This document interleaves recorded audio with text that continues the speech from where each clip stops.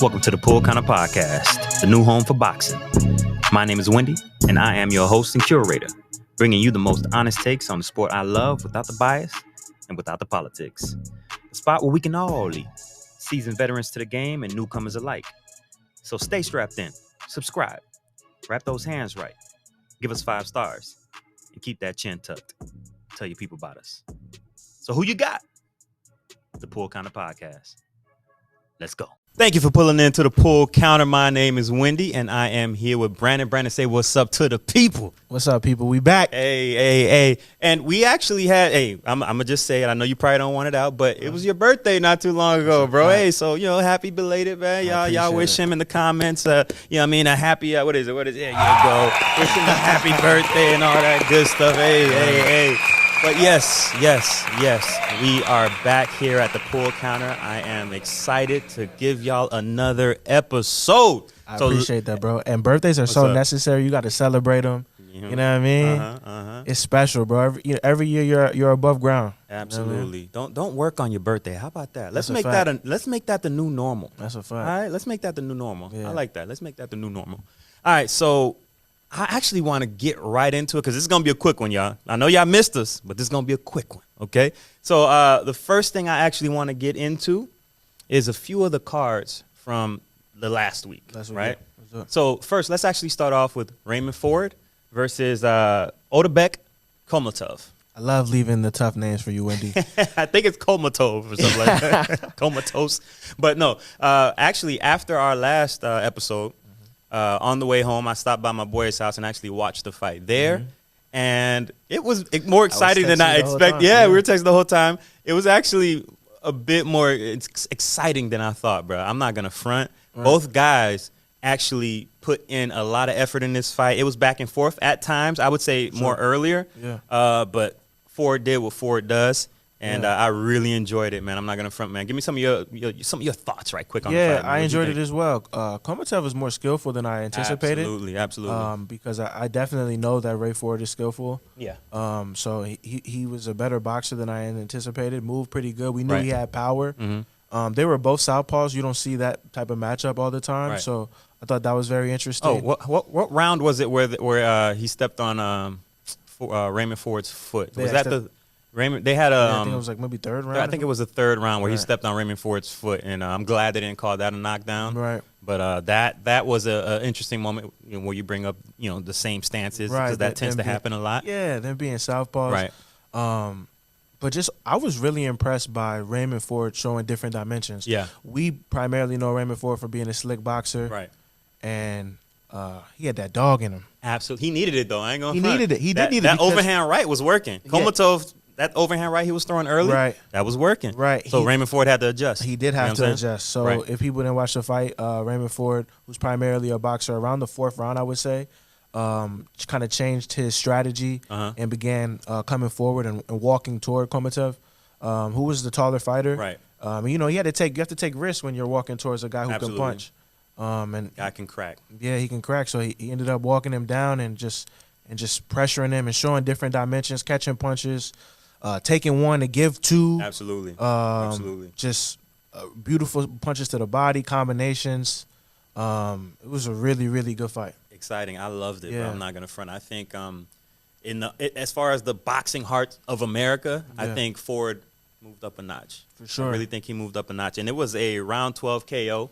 Yeah. He had Kholmatov looking like he was running for the ropes, like he was trying to get out. It was one of those kind of stoppages. I'm going to call it a stoppage because it technically wasn't a knockout. If anything, it was a TKO. It was a stoppage. But it was a good stoppage. It was a great stoppage. Especially how he was kind of leaning into the ropes. Oh, he could have got hurt bad. Kholmatov could have got hurt bad. I want to give a shout-out to Ray Ford's coach, Coach Anthony. Yeah. Man, his corner work adjustments were amazing, though. It was the most honest corner work I think I've seen in a while.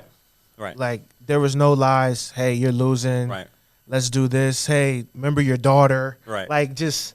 But you got to give that to Ford, too, because some guys can't take that honestly. Yeah. Some guys, I ain't going to mention no Tiafimo, but some guys actually get that honesty, and that brings them down. Right. So you have to kind of lie to them. Right. So I did as well appreciate that honesty. I enjoyed the corner work. I enjoyed the honesty. I enjoyed how Ray Ford was able to institute in the ring what his coach was telling him. Right. You could definitely tell they got a great connection. Right. It was awesome. Now, we already spoke about this being a round 12 stoppage, but post-fight, did you actually catch Raymond Ford and another guy we talked about the previous episode, Oshaki Foster? I keep messing up his name. Oshaki Foster.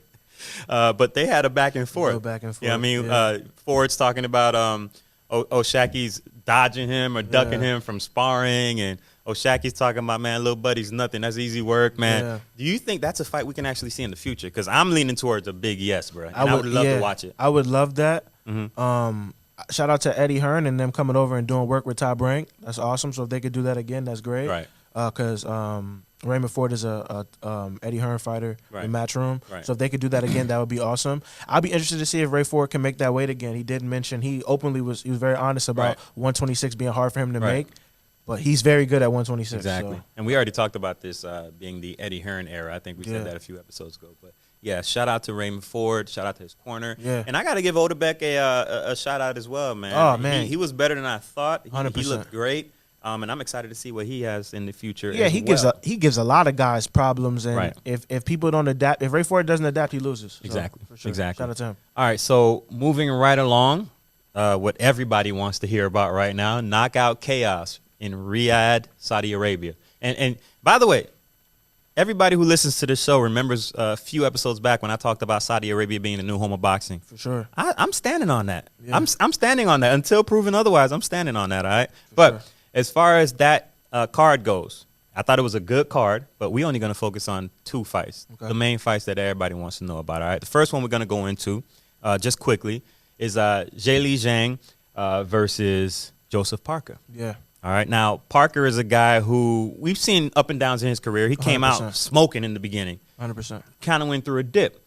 But changing coaches and getting in new camps, getting around different fighters, namely Tyson Fury, coaches, namely Andy Lee and Sugar Hill, helping out in there, man. He's had a resurgence in his career, and I love what I'm seeing. It's like literally you can see the sparring that him and Tyson Fury have been doing paying off. Like all these bigger 100%. Guys that he's fighting and chopping them down, bro. That's the perfect way to put it, man. Yeah. So let me get some of your takes from the actual fight, man, because I loved it. Yeah, I'm super impressed with Joseph Parker's resurgence. Yeah, absolutely. Him and Andy Lee sticking together because they've been together for I think like 7 or 8 fights now or something like that, and you can definitely tell that they've kind of whatever it was that wasn't necessarily working early, they figured it out.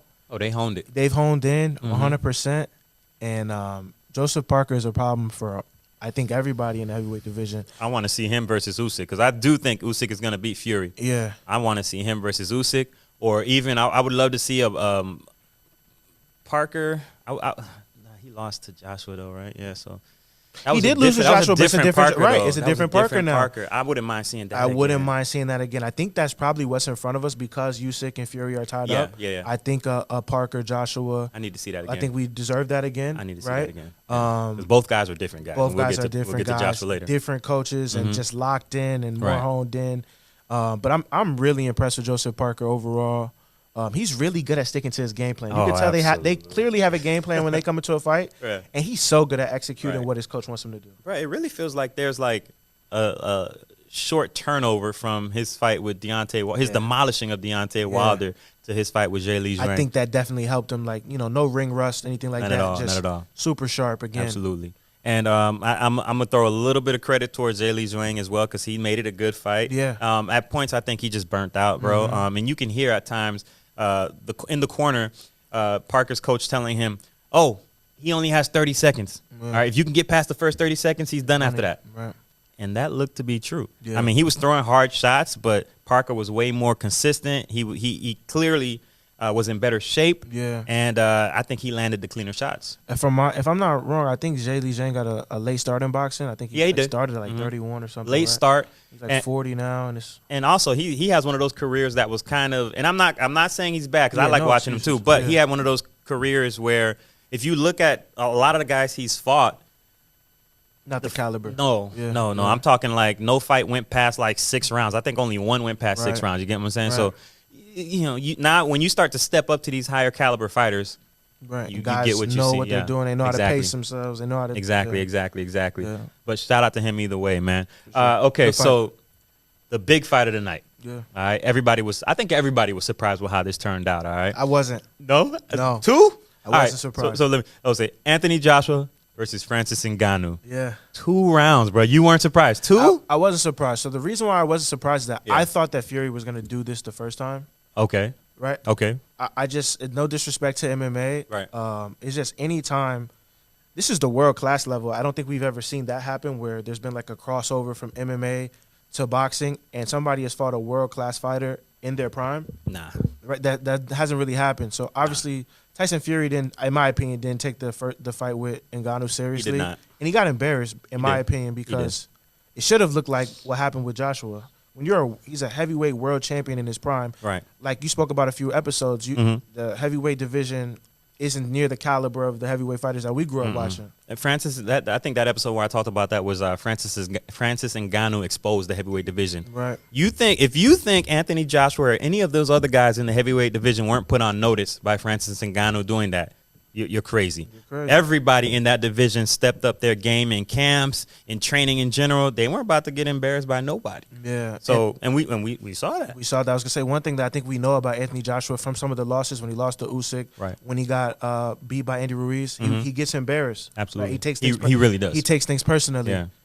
And in almost like a childish way too. Yeah. But you know what? I What's almost kind of like that. I don't like people that I'm a sore loser. Happy? I'm a sore loser. Yeah. I'll tell you that. Right. I don't like people that are happy with losing. Yeah, I'm not happy with losing. Yeah. I'm one of those where I'm a mull over it and I'm gonna come back. Right. And I'm gonna be a monster when I come back. So I could appreciate a sore loser. I was the kid that like we lost at basketball and I didn't go to the handshake line.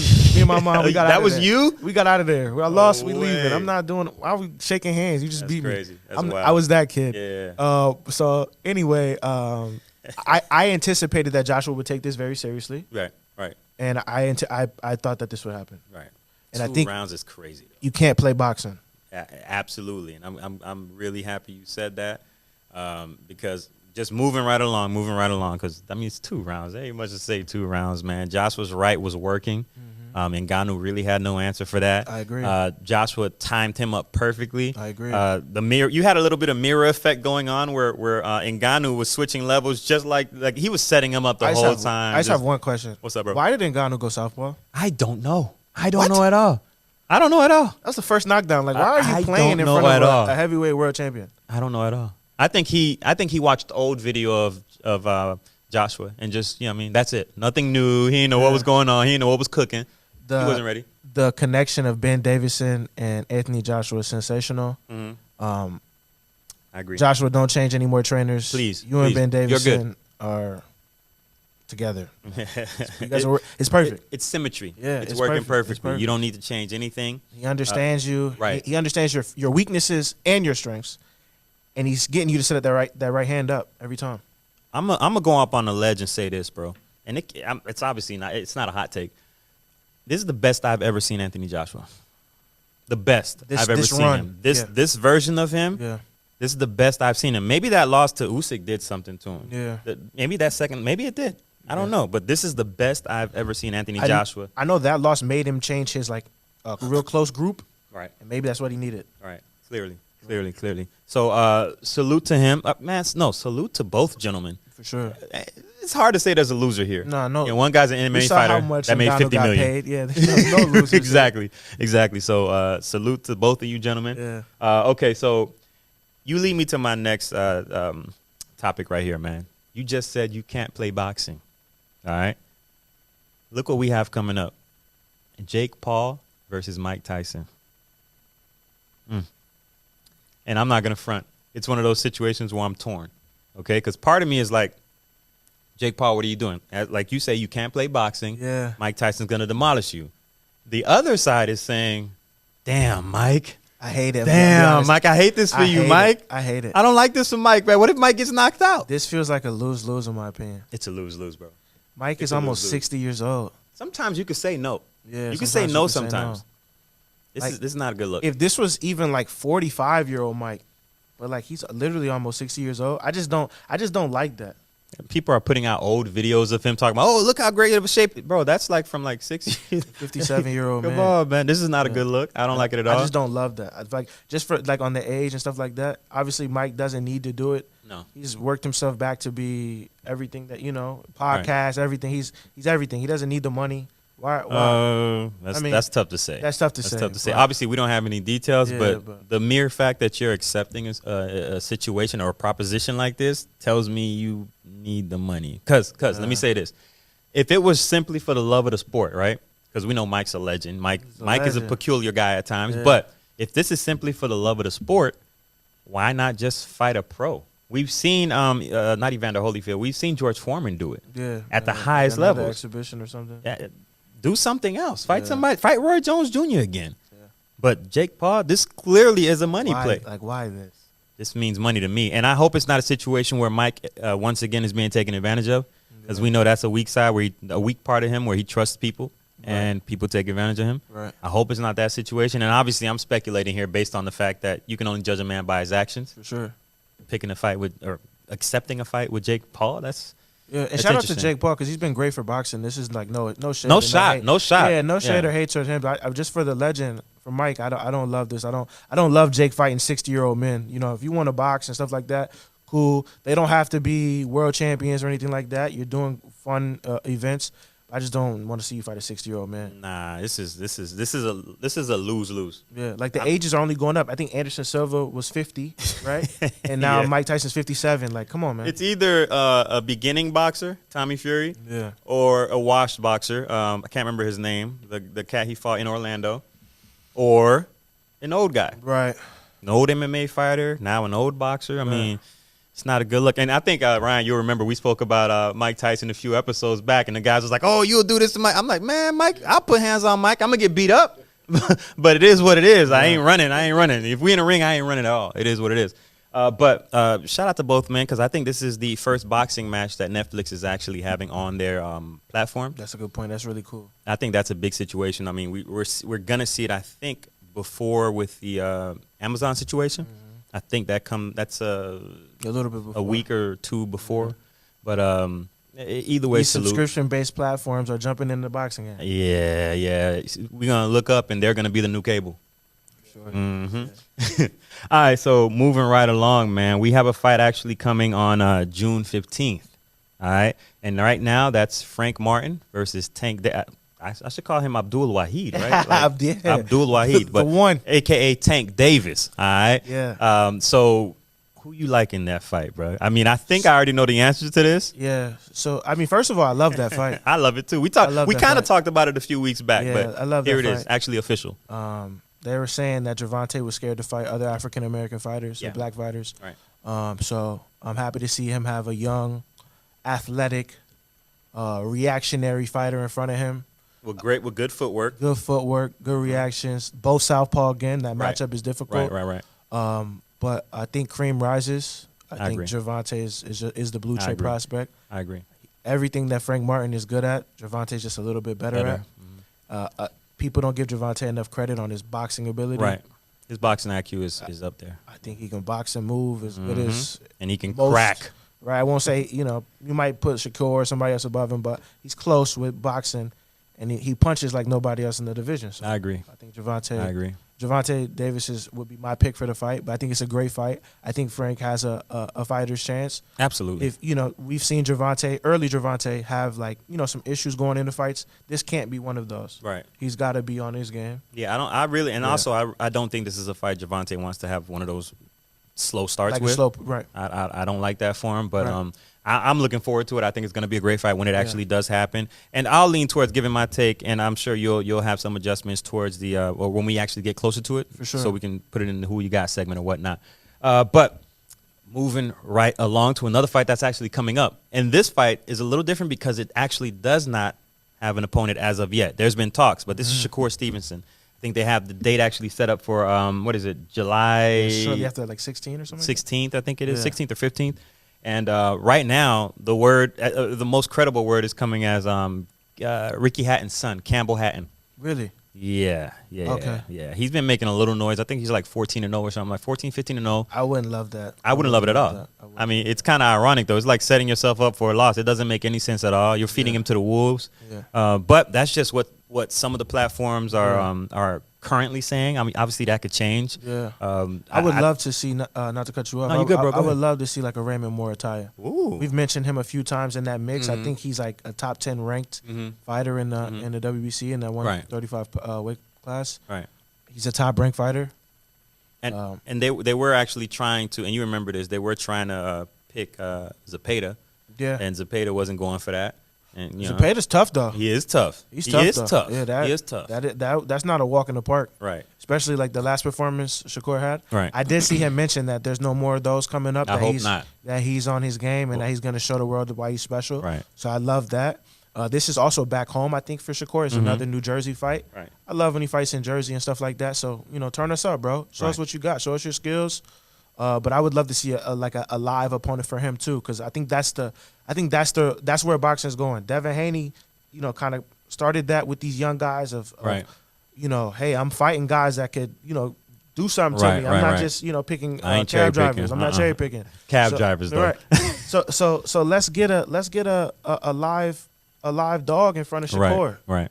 Again, because De Los Santos was live and he didn't punch. So let's get another live dog in front of Shakur. Right. And let's see you be at your best. I think first of all, again, I don't like Campbell for this fight. No, I hate it. I don't like Campbell for this fight. Taylor made for Shakur. It's too easy.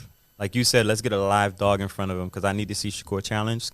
This next fight Shakur picks and how he performs in it will tell me a lot about him as a man and where he's heading as far as this game. So I'm looking forward to that. Yeah. Okay, so now to a fight that's supposed to be coming in the summer. It's Benn versus Pacquiao, Manny Pacquiao, man. Yeah. I believe it's signed. I could be wrong on that, so don't hold me to it, but I believe it's signed right now. Manny Pacquiao's 45 years old, I have bro. so many questions about this. I don't get it. What weight is this at? It gotta be. I am assuming it gotta be at like 140 or something like that. I'm assuming it gotta be at 140. Don't quote me at this, but the last couple fights have been at like above 50. 154, yeah. Yeah, like what? So what weight is Benn gonna get right, to? It could be. What weight is Benn gonna get to? What location is it gonna be at? Because this is still early. I think Benn is still suspended by some of the sanction bodies. He was good. In certain places. Okay. I don't know where. Okay. Not everywhere, right? So, but where's it gonna be at and what weight? Exactly. There's not much info about this fight yet, so once it comes, we'll update y'all all, and we'll see how this all goes. And just a side note, human wise, I hate that for Manny. It's bad for Manny. It's bad for Manny. I don't get it. Having to do What's up with these guys, man? I don't get it. I don't like to put myself in people's shoes because I don't know what I would do if I ever made that much money in my life. You know, everybody would be like, oh, I wouldn't do that, but we don't know. Right. It probably feels like it's not going to run out, but it's really sad when you see somebody who has made that much money and is still having to fight at this age. I thought he was about to be the president of the Philippines. Now you about to fight a dog. Like Benn is like, he's one of them right now. Yeah. I don't like it. I know as a Hall of Fame boxer, Manny definitely sees flaws. There's flaws there. Absolutely.